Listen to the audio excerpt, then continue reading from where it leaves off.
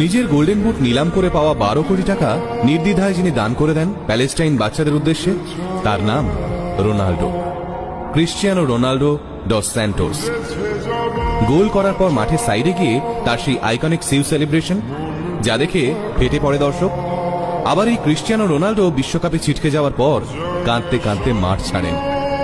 বিশ্বকাপ থেকে তার টিম বাদ, তার উপর ম্যানচেস্টার ইউনাইটেডের মতো ক্লাবের সাথে ঝামেলা। বিশ্বকাপের পর ইউরোপের কোনো ক্লাবে তিনি আর যোগ দেননি। বর্তমানে তিনি পাড়ি দিয়েছেন সৌদি আরবে।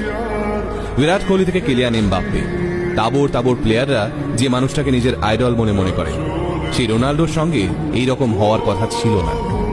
একসময় ছোট্ট ক্রিশ্চিয়ানোর ফুটবল কেনার পয়সা ছিল না। ছেঁড়া বলের ভিতর কাপড় ঢুকিয়ে প্র্যাকটিস করত ছেলেটা। খেলার সময় একটু দৌড়াদৌড়ি করলেই হার্টবিট তরতর করে বেড়ে যেত তার। ডাক্তার বলেছিল ফুটবল খেলা না ছাড়লে হার্ট অ্যাটাক হতে পারে। রাশিয়া পর্তুগালের খেলা খেলতে নামার আগে বছর 20 ছেলেটি জানতে পারে মৃত্যু হয়েছে তার বাবার। ড্রেসিং রুমে কান্নায় ভেঙে পড়েছিল ছেলেটি। পরে ওই ম্যাচে ম্যান অব দ্য ম্যাচ হয় সে। একসময় ছেঁড়া জামা পরে স্কুলে যাওয়ার সময় যাকে ব্যঙ্গ সহ্য করতে হয়েছিল, সেই ছেলেই আজ সমগ্র পৃথিবীর প্রিয় খেলোয়াড়। আর তার সম্পত্তির পরিমাণ প্রায় 8,000 কোটি টাকা। তিনি প্রতিটা অনুষ্ঠানে নিজের মাকে নিয়ে যান, আর সেই নিয়ে আপত্তি জানিয়েছিলেন বান্ধবী। মাকে নিয়ে বান্ধবীর আপত্তি আছে শুনে তৎক্ষণাৎ নিজের বান্ধবীকেও ছেড়ে দেন তিনি। এতটাই শক্তিশালী ছিল তার শিকড়ের টান। রোনাল্ডোর জন্ম এক গরিব পরিবারে। 2 বেলা 2 মুঠো ভাত জোগাড় করতে রোনাল্ডোর বাবা হিমশিম খেত।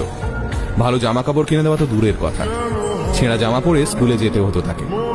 বাড়ির আর্থিক অবস্থা খারাপ, বাবা সারাদিন মাতাল হয়ে থাকে। নোংরা জামা কাপড় পরে স্কুলে গেলে কপালে জোটে শিক্ষকদের গঞ্জনা।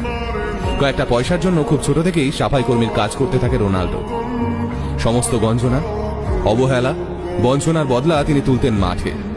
ফুটবলের শট মেরে নিজের থেকে বয়সে বড় ছেলেদের